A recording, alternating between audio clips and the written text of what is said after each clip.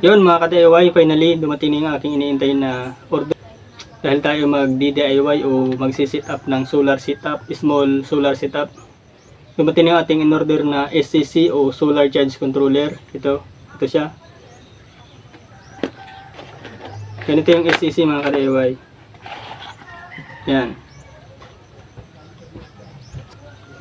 Ang SCC mga ka-DIY ay ito yung, sa mga hindi nakakaalam, ito yung nagkokontrol ng voltahe galing sa solar panel papunta sa battery. Yung in-order ko na SCC o Solar Charge Controller ay 30 ampere, 12 to 24 volts yung kayang i-handle na voltahe. Yan. Sa DIY na ganitong SCC, Solar Charge Controller,